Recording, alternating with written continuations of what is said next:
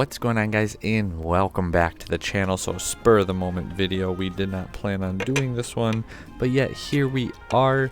I haven't uploaded as much as I wanted to, so instead of by the end of January for our 3,000 subscriber Surfer Stitch giveaway, we're going to push it out to the end of February, so we have another month.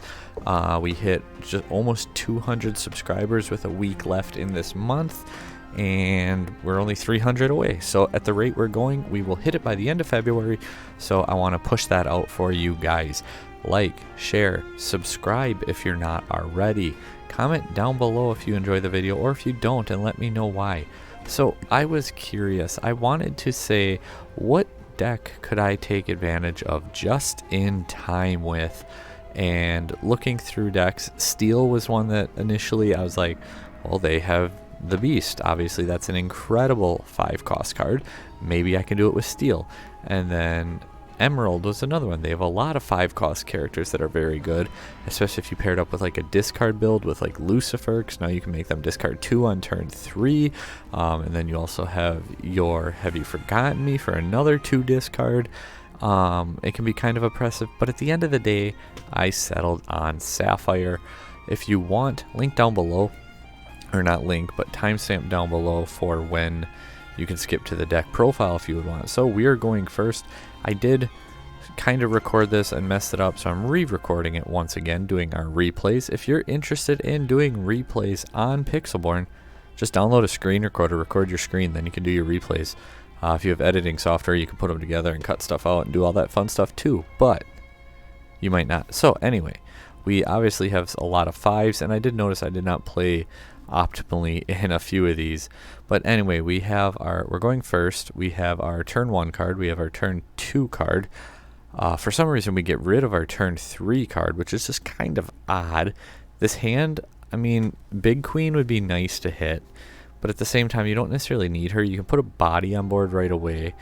We could also get rid of Aurora, Cogsworth, Tala, Cogsworth if you really want, and just keep the Mickey, because then you have 1, 2, 3 no matter what. When you're playing, you really, like, I try to have my first 3 turns planned out if possible.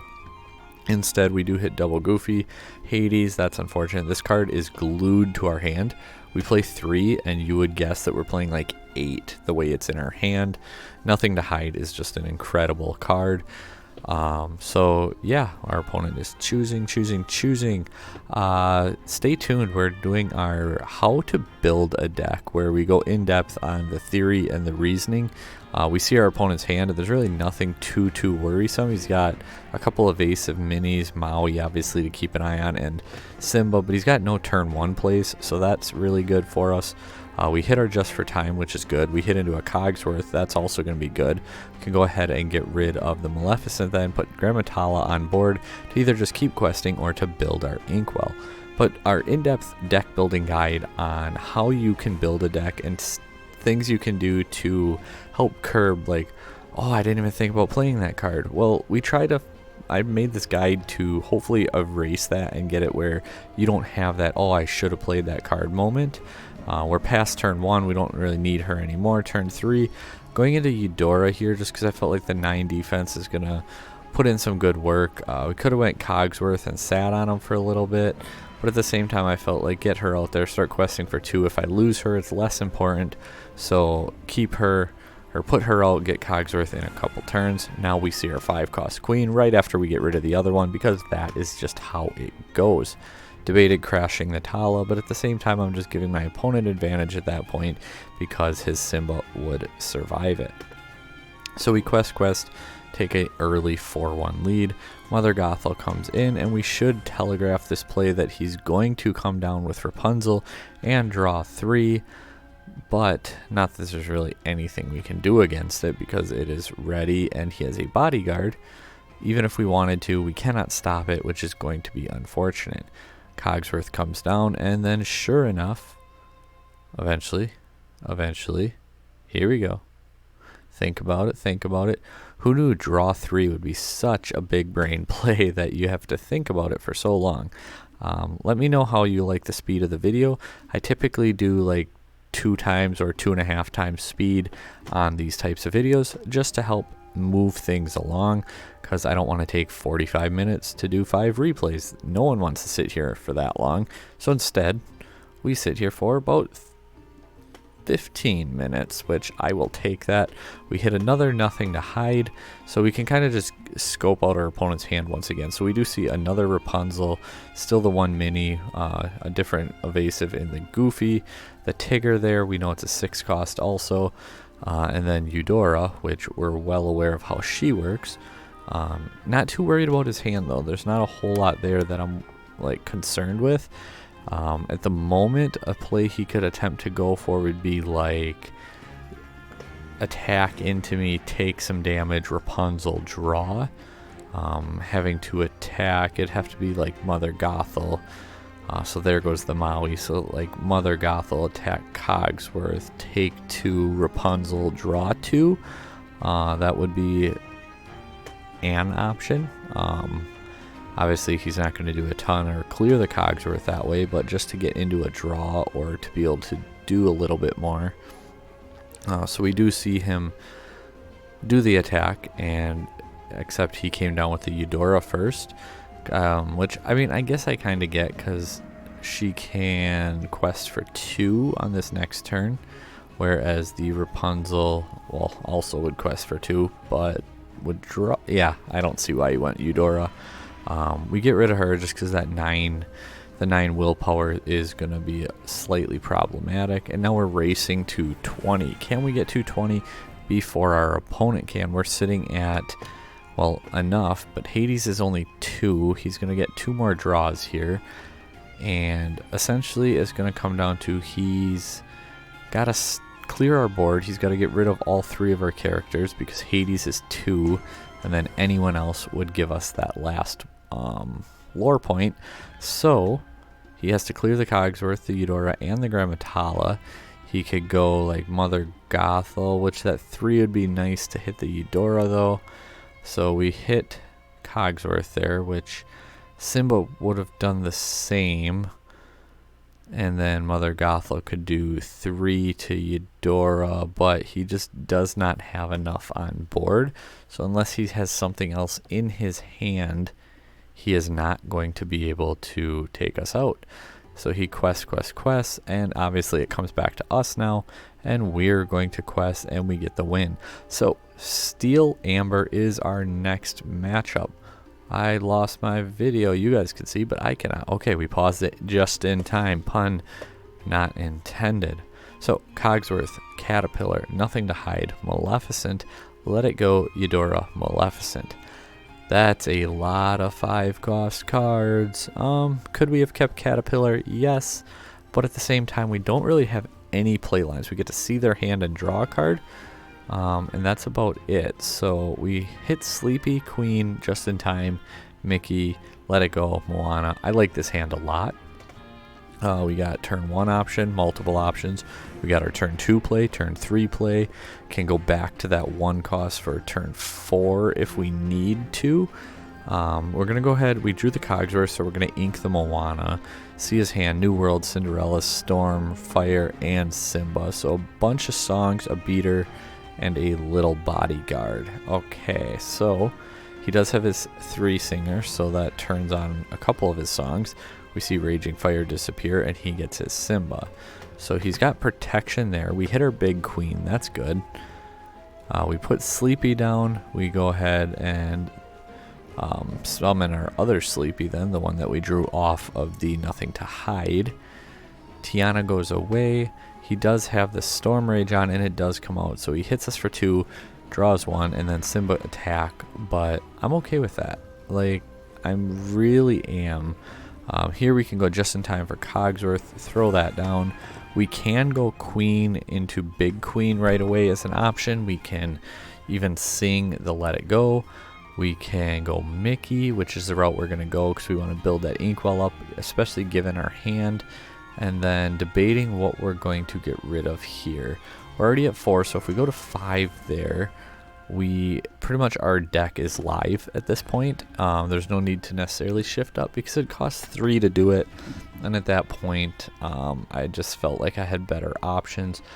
We draw into another Cogsworth, so it's like double Cogsworth. We go Eudora, Queen, just to keep up and try to stay ahead in the inkwell, because that's one way this deck can continue to maintain pressure, is not just questing but also get ahead on the ink, and then you can just spam the board. You can build your presence and do things a lot faster than your opponent that way. Grab Your Swords comes down. Double Cogsworth makes it very lackluster, so Mickey takes no damage. Each Cogs takes 1. The Cinderella comes down, clears a Cogsworth, but we do have Let It Go, which is just going to make that Cinderella go away pretty easily. I'd say we telegraphed that play, but that's kind of cheating because we saw his hand and we knew it was there.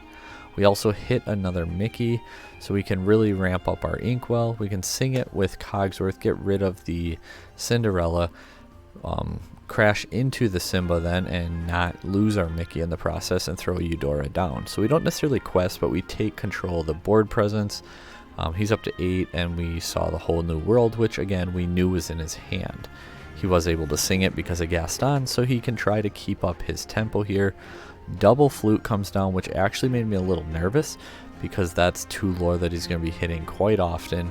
And then the Aerial also coming out, so if that can grab him a song, that's going to be at least 2 more lore next turn in addition to his questing. So things are starting to look a bit better for him. Looks like he swings and misses, but again, the flutes are going to get him a few lore.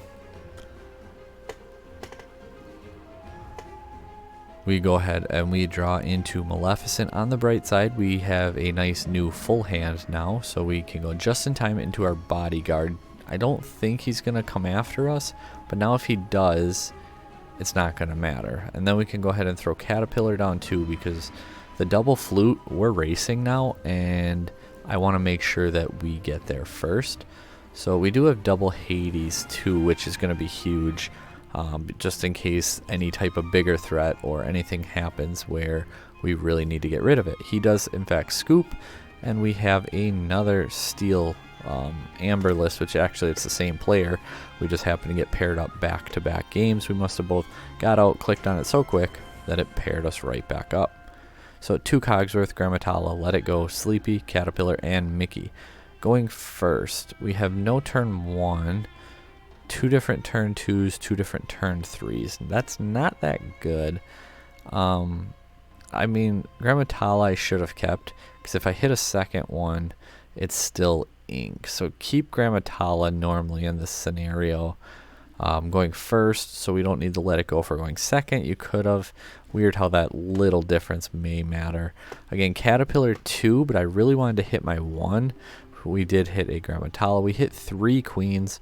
Luckily, we hit a big queen, and then also Mickey and the Maleficent. So Cinderella comes down, and another big queen. This hand is just queened out.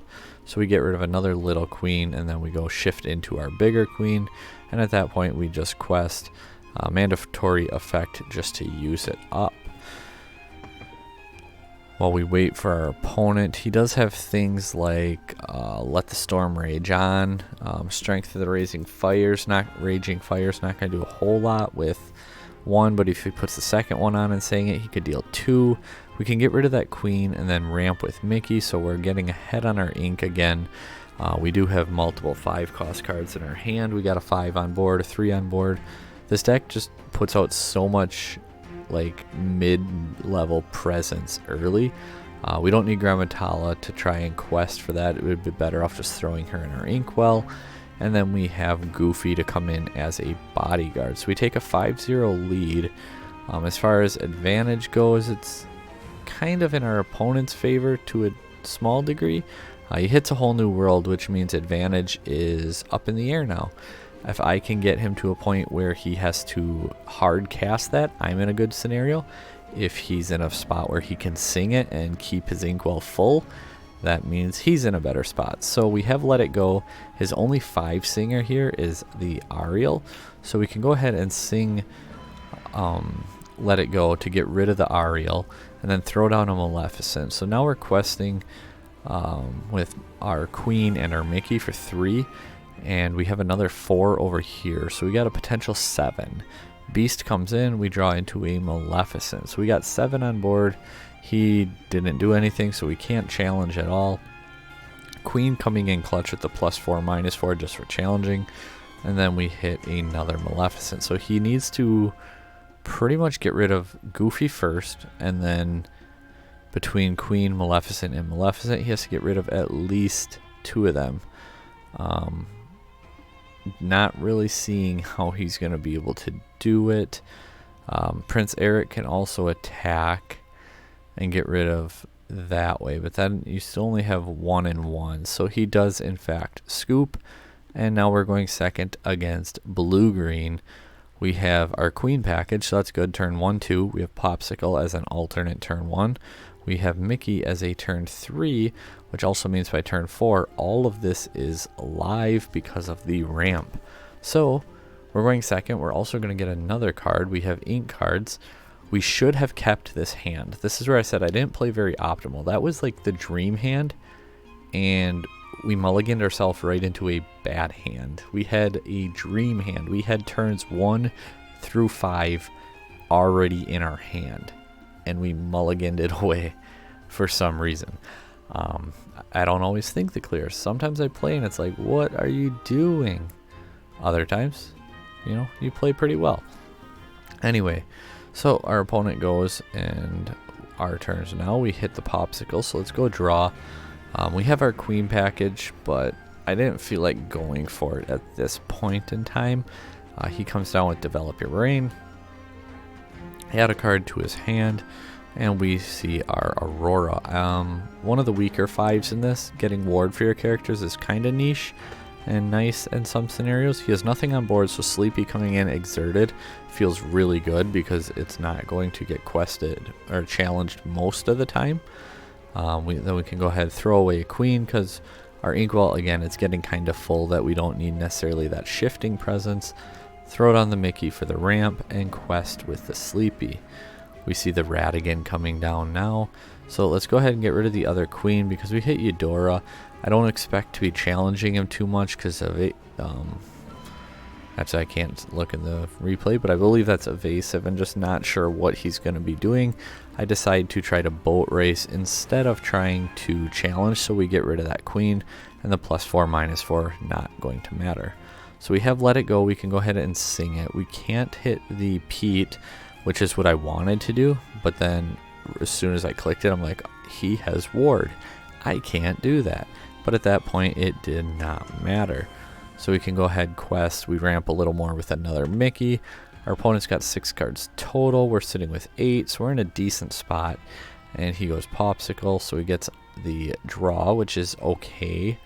We're at 8-2, not too worried. The Vicious Betrayal, he's just trying to get the Pete and his cards up so that he can quest for way more lore. Mother Knows Best hits a Sleepy. I felt like that was odd. Like, you should hit the Cogsworth, right? Like, they both quest for 2, and Cogsworth is a 5 cost. So why not hit the higher cost? We draw into a Sleepy so we can get rid of 1, and then Hades to go ahead and get rid of 1 of his cards. He's got no hand now. So Pete and Pain on board. Not worried about it at all. His 11 lore, don't care. He doesn't have cards to get his lore presence up higher like he did before. We can go ahead and quest to 18, and then we go with our other Hades, hit the Ratigan. He's got Pete, Pain, and 1 card in hand.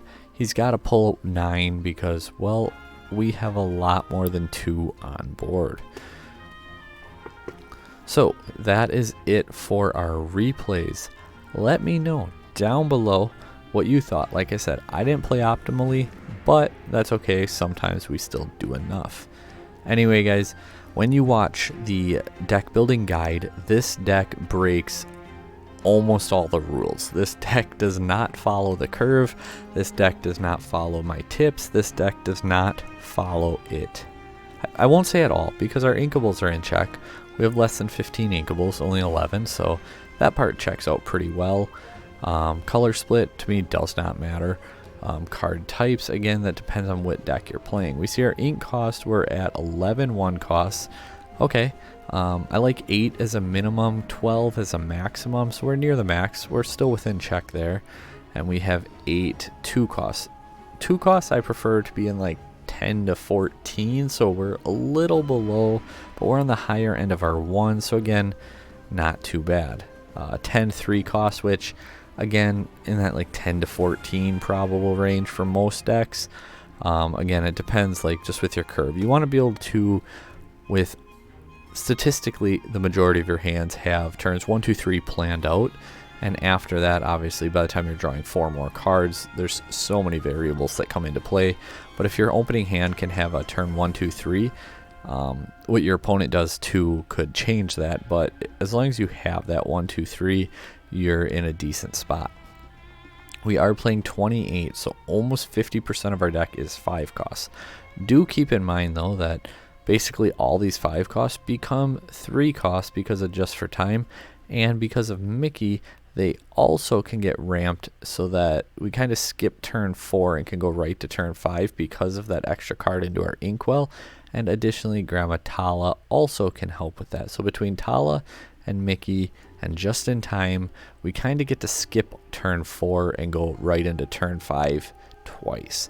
That is the reason that this deck works the way it does.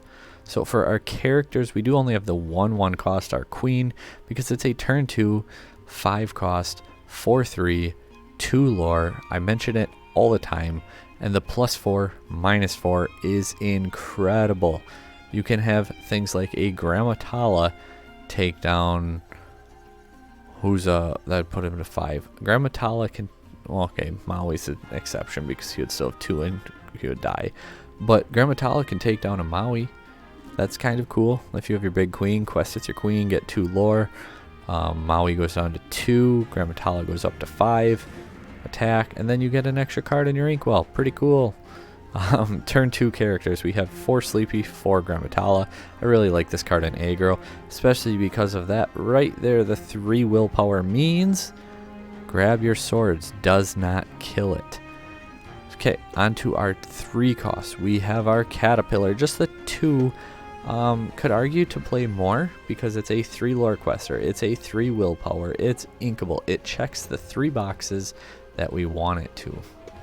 Mickey Mouse is one of our ramp cards, so we are playing 4. It's 4 of our 11 uninkables.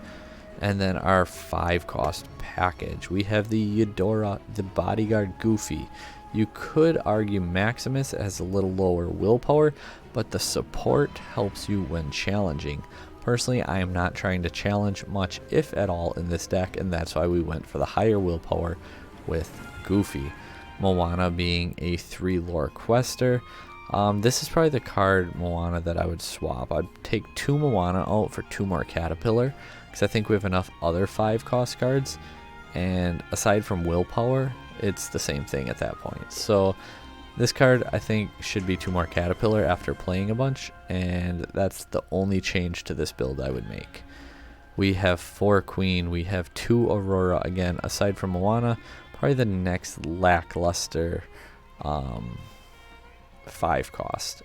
4 Cogsworth, yeah, I can't think of any reason you would not do this. And then 4 Maleficents, again 3 costs, or 3 lore quester, and 6 willpower. Why over Moana? Well, the 3 attack actually means your opponent's cards are probably dying, whereas the 1 attack means they are not. We do have the 3 Hades because even at 3 we open 2 of them all the time, and that's kind of that. We don't have a ton of draw power. You want to see it late game if you get to that point. You don't want to see it early, so that's why opting not to play 4. Actions, we have our 4 Nothing to Hide and our 4 Just in Times. Both pretty self-explanatory. Being able to see your opponent's hand, know what to do, how to play yours out, draw a card. That's absolutely broken. Just in Time, playing your entire deck 2 turns earlier. That's pretty cool too. Songs, Let It Go. We're focused on 5 cost characters, so a 5 cost song that can just clear a problematic card. We're obviously going to max that one out. And then because we had 3 open spots, we put in 3 popsicles, because it basically says ink me or draw a card. Oh, and if you get damaged, I can heal that a little bit. That sounds like a pretty good space saver to me. Is this deck budget? It might be kind of. What's your budget? If you're trying to play and spend less than $100, yeah, we meet that goal. We're at 99.10, so under $100. Again, we're aggro, but it's like turn 2, 3, well, not even 2, turn like 3, 4, 5, where this deck really explodes into like turn 6, and then by that point you have to play off the board presence and state. But yeah, the deck was actually a lot of fun, overperformed. Like I said, keep an eye out for that deck building video, and we're going to showcase our Amethyst Steel aggro deck in that video as the deck that we show you the rules and talk about it and show cards, because instead of just generically talking about it, it's a little bit easier to actually show you something and go through the steps and the process of it, of putting cards into the deck, getting to where you want, looking at what you have, seeing what you need, taking cards back out of the deck, and then finalizing it and fine-tuning it, and then to go into testing. Thank you guys for watching. Until next time, like, share, subscribe, comment down below. End of February, Enchanted Rare Stitch Surfer giveaway. Again, subscribe. Thank you guys for watching, and until next time, take care.